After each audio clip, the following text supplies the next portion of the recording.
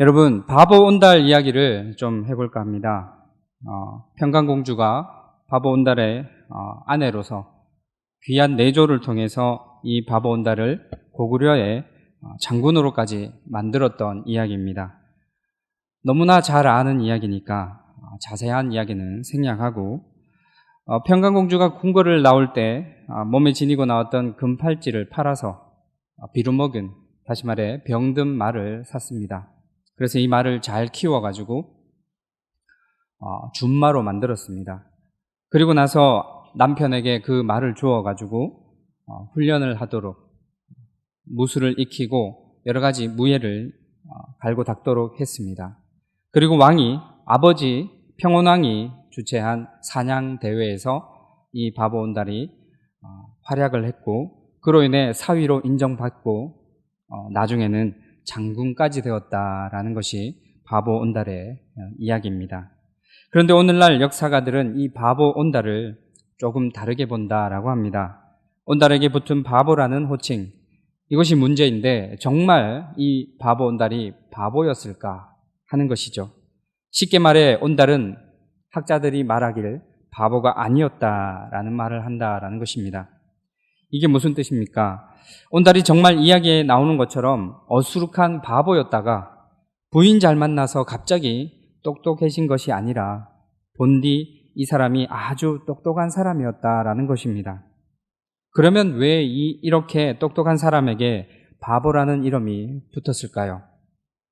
바보 온달 이야기가 나온 삼국사기에 보면 당시 사람들이 온달을 바보로 부른 이유가 지능 때문이 아니라 외모 때문이었다라고 합니다.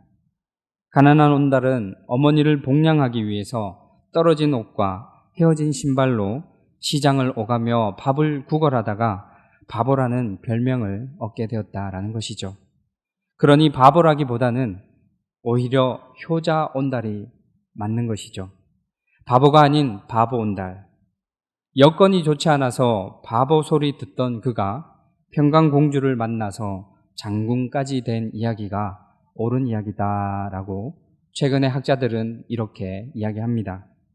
또 한 가지 역사학자들이 이 이야기에서 지적하는 것은 당시 고구려 사회가 철저한 계급 사회였기 때문에 이렇게 출세한 온달 이야기는 평민들에게는 영웅담이 될 수 있지만 기득권층이었던 귀족층에게는 불편한 이야기고 오히려 위협이 되는, 그들이 위협을 느낄 만한 이야기가 된다라는 것이죠. 그러므로 온달의 입장에서는 영웅 온달보다는 바보 온달이 그가 생존하고 그의 삶을 유지하는 데 아주 오히려 보호하는 방법이었다라는 것이죠. 그래서 그 스스로도 잘난 척을 삼가하지 않으면 안 되는 그런 상황이었다라는 학설입니다. 말하자면 온달은 진짜 바보가 아니라 때를 기다리며 일부러 바보인 채 했던 똑똑한 바보였다라는 것이죠. 또 한 사람을 소개하겠습니다. 이번에는 아주 똑똑한 사람 이야기입니다. 제가 아는 목사님 중에 참 똑똑하고 올곧은 분이 있었습니다. 여기서 올곧다라는 말은 마음이 바르고 곧다라는 뜻을 가진 순 우리말입니다. 그러므로 우리 성품이나 품성이 올곧은 것이 참 중요합니다. 아무데나 휩쓸리지 않고 이익이나 손해에 약삭빠르지 않고 늘 중심을 지키며 꼿꼿하게 사는 것이 참 중요하기 때문입니다. 우리 주변에도 이렇게 꼿꼿하고 올곧은 분들이 계시고 이런 분들은 대개 주변에 존경을 받는 분들이죠. 게다가 이 목사님 같은 경우는 아주 똑똑한 분이었습니다. 사람들이 다 알아줄 정도로 학식이 뛰어났고 실력 또한 뛰어났습니다. 어려서부터 공부도 탁월하게 잘했고 명문대학을 졸업하고 누구보다 뛰어난 실력으로 늘 앞장서 있는 그런 분이었다라는 것이죠. 그런데 이분 교회에 큰 분란이 일어나고 목회가 너무나 어려워지는 상황을 보게 됩니다. 저는 처음에 너무도 궁금했습니다. 아니, 왜 이런 일이 생겼을까? 실력도 출중하고 너무나 올곧고 인품도 좋은 이분이 목회하는 현장에서 왜 이런 어려움을 겪게 되는 것일까 하고 말입니다. 그런데 나중에 이런저런 소식을 들으면서 종합해보니 하는 생각이 들었습니다. 깨달았습니다. 너무 똑똑해서, 너무 올고자서 그것이 문제구나 하는 것이죠. 너무 똑똑하다 보니까 자신의 판단이나 생각을 지나치게 신뢰한 것입니다. 내가 결정하는 것이 늘 옳다라고 말이죠. 또 지나치게 성품이 올곧다 보니까 도무지 타협이라는 것을 모릅니다. 그래서 유연성이 부족합니다. 남을 잘 품어주지 못합니다. 그래서 유연한 나무가 잘 휘지만 부러지지 않고 너무 단단한 나무는 힘을 주면 부러지는 것처럼 때로는 우리가 살면서 주변과 어울리지 못하고 부러지는 그런 때를 생각해서 유연한 모습도 필요한 것이죠. 이 목사님은 이러한 부분이 부족했다라는 것이죠. 지금까지 제가 두 종류의 사람에 대해 소개했습니다. 먼저는 온달 같은 똑똑한 바보입니다. 겉으로 볼 때는 모자라 보이고 어수룩해 보이지만 그래서 때로는 남들에게 바보 소리도 듣지만 사실은 속이 꽉 찬 사람이죠. 또 한편은 자타가 공인하는 똑똑한 사람들입니다. 분명 누가 봐도 똑똑합니다. 능력도 실력도 출중합니다. 성품도 올곧습니다. 그런데 자꾸 남과 부딪히고 갈등을 일으킵니다. 그렇다면 우리 그리스도인들은 과연 세상을 살면서 이 두 부류 가운데 어느 쪽을 본받아야 더 하나님 뜻에 합당하게 살 수 있을까요? 이 문제는 오늘 본문에서도 언급되고 있다라는 사실입니다. 사도 바울이 로마 교회의 성도들에게 보낸 편지가 바로 오늘 로마서 본문입니다. 그런데 이 로마서를 기록할 당시에는 로마 교회가 상당한 혼란을 겪고 있었다라는 사실이죠. 마치 오늘날 한국 교회가 신천지 때문에 몸살을 앓고 있는 것처럼 큰 혼란을 겪고 있는 그런 상황이었다라는 것입니다. 그 원인이 바로 거짓 교사들이 등장해서 교회를 혼란에 빠뜨렸던 것입니다.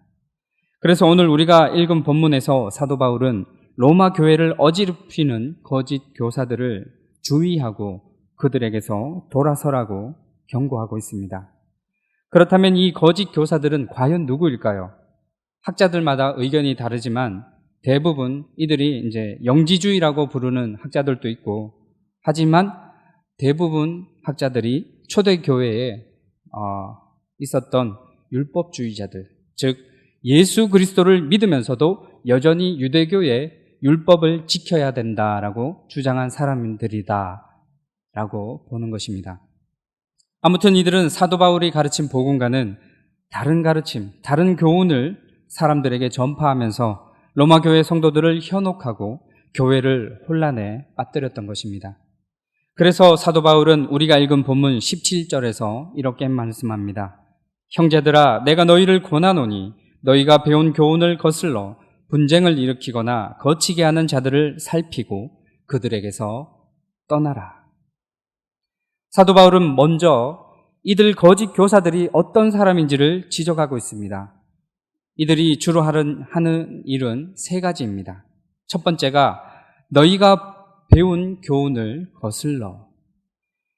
이들은 사도 바울이 가르쳐준 바른 복음, 바른 교훈을 거슬러서 다른 교훈을 가르쳤다라는 것입니다. 그리고 두 번째는 이들은 교회 안에 분쟁을 일으켰습니다. 여기서 분쟁이라는 낱말은 원어에서 보면 쪼개어진 틈, 분열을 뜻하는 단어입니다. 즉, 이들은 로마 교회 안에 심각한 분열이 일어나도록 만들었다라는 것이죠. 그리고 세 번째로 이들은 거치게 한다라고 했습니다. 이 거치게라는 말은 헬라어로 스칸달론입니다. 이 말은 함정, 길에 놓아 넘어지게 하는 걸림돌이라는 뜻인데 영어의 스캔들이라는 말이 여기서 유래된 것입니다.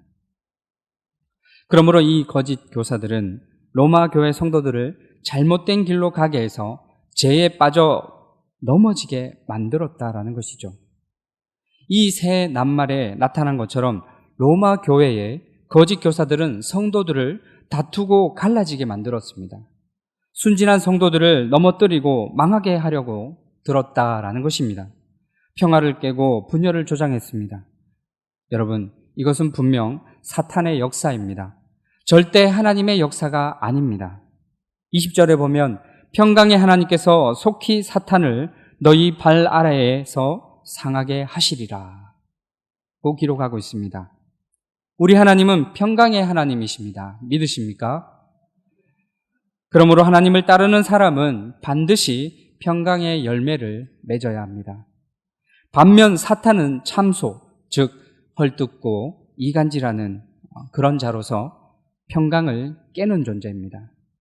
그러므로 말로는 하나님을 찾고 겉으로는 교회 일을 하는 것처럼 보이지만 그 열매가 평강이 아니라 다툼과 분열. 다툼과 분열이라면 그것은 반드시 사탄의 역사임을 우리가 깨달아야 한다라는 것입니다. 그래서 사도 바울은 우리가 하나님이 아닌 사탄을 따르는 자가 되지 않으려면 단호히 이들을 살피고 떠나라고 권하고 있는 것입니다. 여러분, 여기서 권한다라는 말은 권고하거나 권면한다라는 의미가 아닙니다. 강력한 경고입니다. 즉, 이런 거짓 교사들을 대할 때 어떻게 해야 하는가? 이것은 우리에게도 오늘날 살아가고 있는 우리 성도들에게도 적용할 수 있는 귀한 말씀입니다. 첫 번째는 잘 살피라고 사도 바울은 말하고 있습니다. 여기서 살핀다라는 말은 원어에서 보면 눈을 똑바로 뜨라는 뜻입니다. 이렇게 눈을 똑바로 뜨고 두 번째, 그들에게서 떠나라고 말하고 있습니다. 여기서 떠난다라는 말은 단번에 돌아선다라는 뜻입니다. 즉, 이런 이단의 교훈을 가르치는 자들을 만나거나 그들의 말을 듣게 되면 절대 현혹되지 말고 눈 똑바로 뜨고 잘 살피고 절대 현혹되거나 흔들리지 않고 단번에 돌아서라는 말이 되는 것입니다. 사실 이들이 하는 말이 얼마나 겉보기에는 그럴듯한지 모릅니다. 겉으로 하는 말은 너무도 번지르르합니다. 그러나 우리가 영적인 눈을 똑바로 뜨고 잘 살펴보면 그들의 가르침이 얼마나 잘못된 것인지 깨달을 수가 있다라는 것이죠. 그럴 때는 절대 주저하지 말고 단호하게 그들에게서 돌아서라는 말씀인 것입니다. 그런데 여러분, 사도 바울이 권면하고 강력하게 경고한 대로 우리가 이 사실을 인지하고 신앙생활을 할 수 있다면 아무런 문제가 없을 것입니다. 그대로만 된다면 세상에 누가 이단에 빠지고 그 이단의 사슬에 유혹에 넘어갈 수 있겠습니까?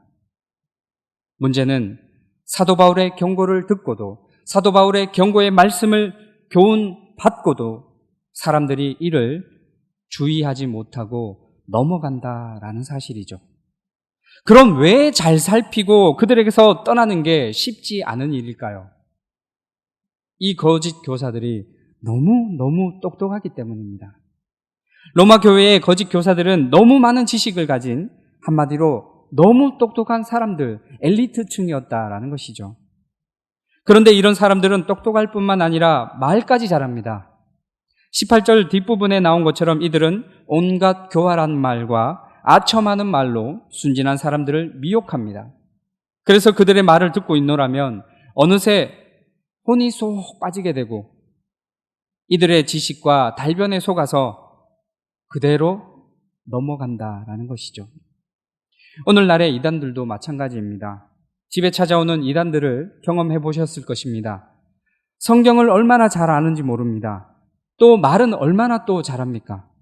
그래서 이게 아닌데 싶으면서도 자칫 그들의 거짓 교훈에 넘어가기 쉬운 것이 오늘을 살아가는 성도들의 현실인 것이죠. 세상에서 좀 배웠다는 사람들, 소위 말해 우리나라의 스카이 대학을 나왔다라는 사람들, 똑똑하다라는 사람들이 이 거짓 이단에 더 쉽게 빠져든다라는 사실이 오늘의 현실인 것입니다. 그러니 똑똑하다라는 것이 얼마나 헛된 일입니까? 지식을 자랑하는 것이 얼마나 어리석은 일입니까? 우리가 하나를 배워도 사실 바로 배우고 바로 적용해서 올바른 삶을 사는 것이 중요합니다. 하지만 세상은 많이 배우고 남보다 좀 더 알아서 잘난 체하기 위한 하나의 방편으로, 수단으로 삼고 있다라는 것이 어쩌면 성경 말씀과 반대의 삶을 살아가는 모습이 아닐까 하는 생각을 해보았습니다. 여러분, 똑똑하기만 따진다면 이단보다 더 똑똑한 사람 없습니다. 말 잘하기로 따지면 그 이단들보다 말 잘하는 사람들이 없습니다. 다만 이 똑똑하고 말 잘하는 것, 이 지식과 똑똑함이, 그 달변들이 바른 길이 아니라 잘못된 길로 인도하는데 목적을 두고 있다라는 것이 참으로 안타깝고 그리고 무서운 점이다라는 사실입니다. 그리고 남들만 그리 가도록 만드는 게 아니라 본인도, 자기 자신도 그 길로 가고 있다라는 게 더더욱 문제가 되는 것이죠. 18절부터 보면 이들 거짓 교사들의 결정적인 특징 하나가 나오고 있습니다. 이 같은 자들은 우리 주 그리스도를 섬기지 아니하고 다만 자기들의 배만 섬기나니. 이런 거짓 교사들의 특징, 그 특징 중에 가장 중요한 부분입니다. 말로는 하나님을 찾고 겉으로는 예수님을 섬기는 것처럼 보이지만 실상은 예수님이 아닌 자기 자신들의 배, 즉 자신들의 만족만을 위하고 있다라는 것입니다. 즉 복음을 구실 삼아서 실상은 자기의 만족만을 추구하는 자기 이익에 약삭빠른 자들이다라는 뜻입니다. 아마 너무 똑똑해서 계산이 빨라서 그럴 것입니다. 그럼 이제 남은 문제는 이것입니다. 그렇다면 이렇게 똑똑하고 말 잘하는 거짓 교사, 이단들을 어떻게 물리칠 것인가 하는 것입니다. 아니, 우리도 그들처럼 예수님이 아닌 내 배를, 내 이익을 주인으로 삼고 살지 않으려면 어떻게 해야 하나 하는 문제가 우리의 당면 과제이죠. 우리가 정말 예수님만 주인 삼고 바른 신앙생활 하려면 어떻게 해야 합니까? 사도 바울은 그 해답을 19절에서 우리에게 말씀하고 있습니다. 너희의 순종함이 모든 사람에게 들리는지라. 그러므로 내가 너희로 말미암아 기뻐하노니 너희가 선한데 지혜롭고 악한데 미련하기를 원하노라. 아멘. 사도 바울은 일단 로마 교회 성도들이 순종을 잘하는 성도들이라고 말하고 있습니다. 칭찬하고 있습니다. 여러분, 이 순종이 해답이 되는 것입니다. 일단 하나님의 말씀에 잘 순종하고 지도자들의 말에 잘 따르고 순종하는 성도, 그 성도가 복을 받는 조건을 갖추게 되기 때문이죠. 그리고 순종을 통해 어떤 유혹도 잘 이겨낼 수 있다는 말씀입니다. 그래서 사도 바울은 이렇게 순종 잘하는 로마 교회 성도들에게 권면하고 있습니다. 너희처럼 순종 잘하는 성도들은 이렇게만 하면 어떤 거짓 교사들도 충분히 이겨낼 수 있다. 너희가 선한데 지혜롭고 악한데 미련한 사람이 되면 된다 하는 것입니다. 이 말은 지혜로움과 미련함을 함께 지니라는 뜻입니다. 무조건 올곧아서 부러지기 쉽고 또 무조건 유연하면 또 타락하기 쉽습니다. 그래서 늘 지혜롭고 똑똑하기만 하면 그 지식 때문에 교만해지고 넘어지니까, 그리고 또한 거짓 교사들처럼 살아갈 수 있으니까 무조건 지혜롭거나 똑똑한 것도 아니고, 또 반대로 무조건 미련해서는 하나님의 말씀을 도무지 알아듣지도 못할 것이니까 너무 미련하지도 말아라는 것입니다. 그럼 어떤 상황에서 여러분 이것을 잘 적절하게 분배해서 살아야 될 것 같습니까?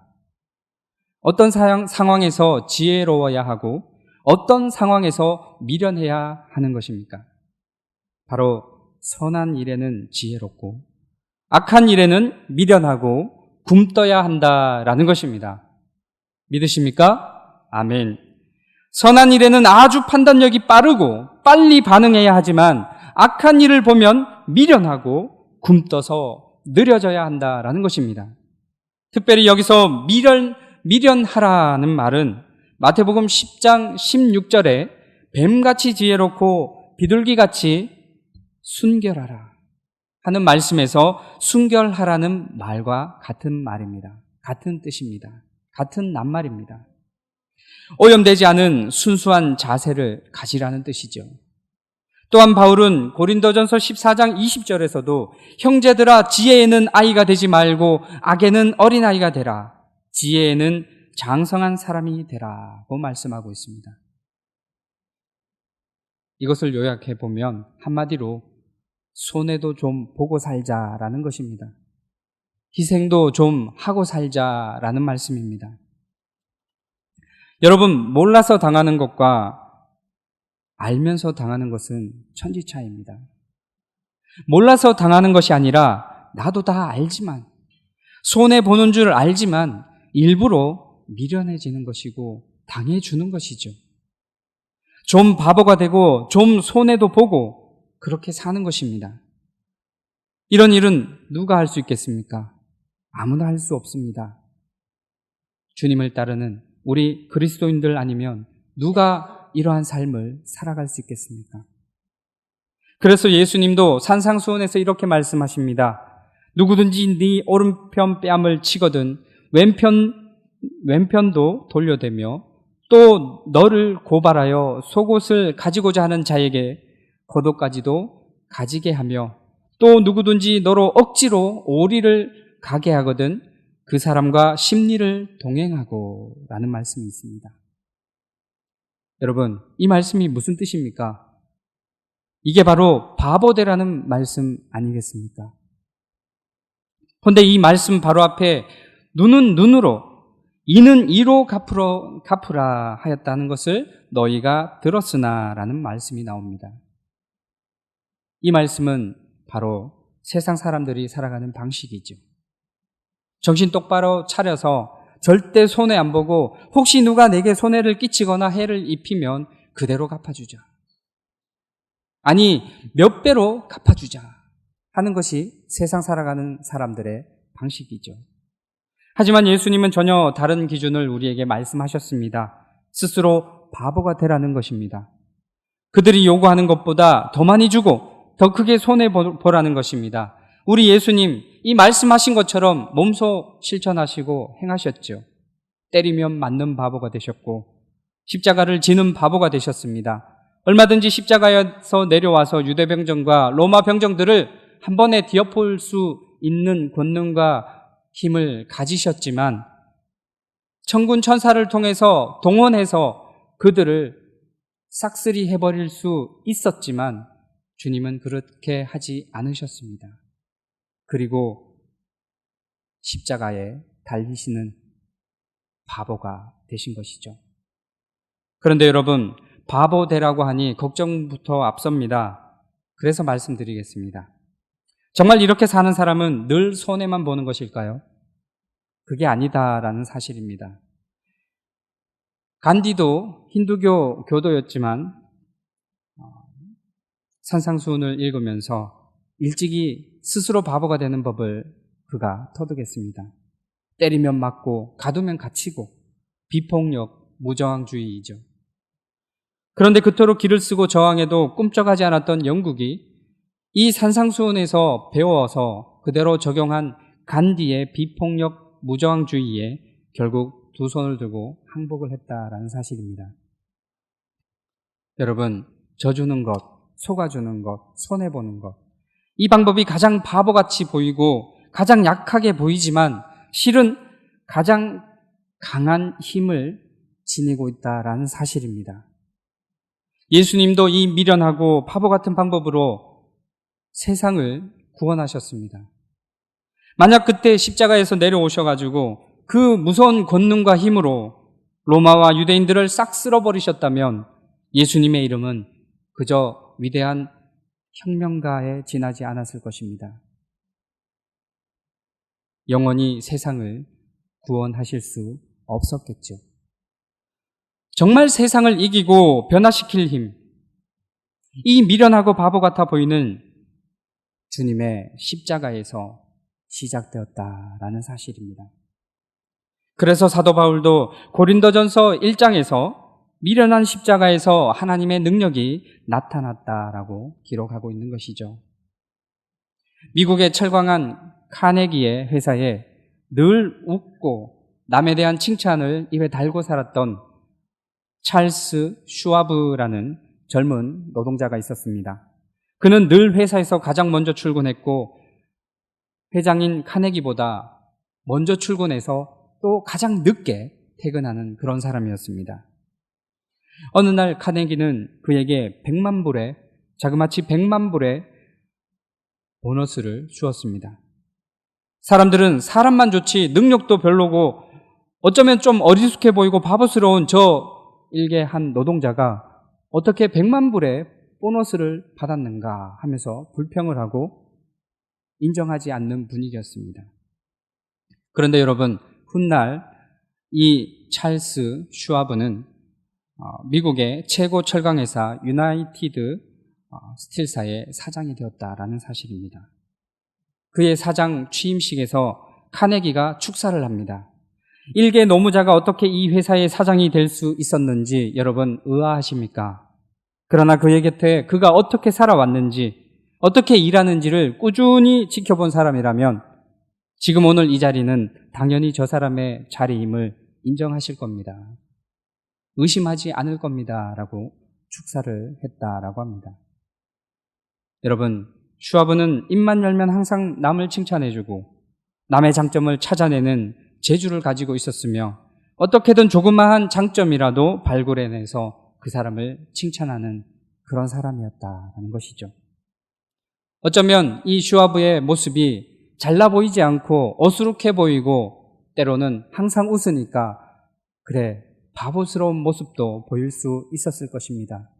하지만 미련해 보였던 이 사람, 바보 같은 이 사람이 지혜로운 자들을 부끄럽게 했고 수많은 똑똑한 사람, 말 잘하는 자들보다 탁월한 능력을 그의 인생에서 드러내고 발휘했다라는 사실입니다. 그래도 혹 이런 생각이 드십니까? 아니, 그러면 지금 저 사람이 나를 속이는데 가만히 앉아서 당해야 합니까? 저 인간이 나를 지금 밟는데 그대로 밟혀야 됩니까?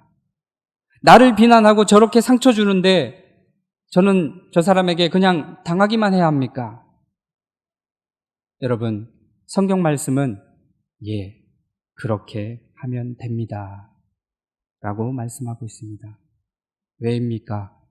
우리는 바보니까요. 예수 안 믿는 남편을 구원하고 사랑하는 가족을 구원하려면 참고 또 참아야 하는데 자존심이고 뭐고 다 꺾어야 되지 않겠습니까? 하나님은 알고 계십니다. 하나님이 보고 계십니다. 하나님이 여러분의 삶을 하늘 상급으로 보상해 주실 것임을 굳게 믿으시길 축원합니다. 오늘날 세상에서 아니 교회 안에서조차 너도 나도 똑똑한 사람이 되고 싶어하고 그렇게 되려고 노력하고 절대 남에게 지지 않고 절대 손해 안 보고 살아가려고 하는 이 시대에 하나님은 미련한 자들, 스스로 바보된 자들, 기꺼이 손해보고 희생하는 자들을 통해서 교회를 바꾸어가고 세상을 변화시켜 간다라는 사실입니다. 세상은 똑똑한 사람, 능력 있는 사람, 잘난 사람을 세워서 일합니다. 하지만 하나님은 미련한 자들과 바보들을 통해서 일하십니다.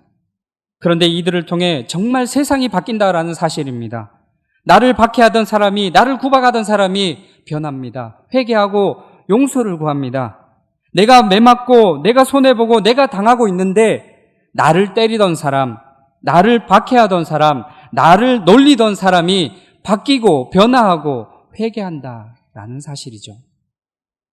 배운 것 없어도 많이 배운 사람들을 뒤집어 놓고 가진 것이 없어도 부자들을 바꾸어 갈 수 있는 것입니다. 그것이 바로 똑똑한 바보의 힘입니다. 여러분, 똑똑한 바보의 조건이 무엇이라고 했습니까? 선한 데는 지혜롭고, 다 함께 따라하겠습니다. 선한 데는 지혜롭고, 악한 데는 미련하라. 주님을 닮아 주님과 같이 바보스러운 그리스도인 되시길 간절히 축원합니다. 기도하겠습니다. 사랑과 은혜가 충만하신 우리 하나님 아버지 감사합니다. 저희들의 삶은 늘 아버지 하나님 은혜로, 그리고 그 하나님의 은혜를 통해서 평강이 있기를 간구하지만 그렇지 못한 삶을 저희가 살아갈 때가 너무나 많습니다. 하지만 오늘 이 말씀을 통해서 위로를 얻고 교훈을 얻어서 우리가 어떻게 살아야 하는지를 하나님 다시 한번 기도하며 다짐할 수 있는 귀한 시간 될 수 있도록 역사하여 주시옵소서. 똑똑한 바보가 되기 위해서, 똑똑한 그리스도인 바보가 될 수 있도록 주님 인도하시고 역사하여 주시옵소서. 예수님 이름으로 간절히 기도드립니다. 아멘.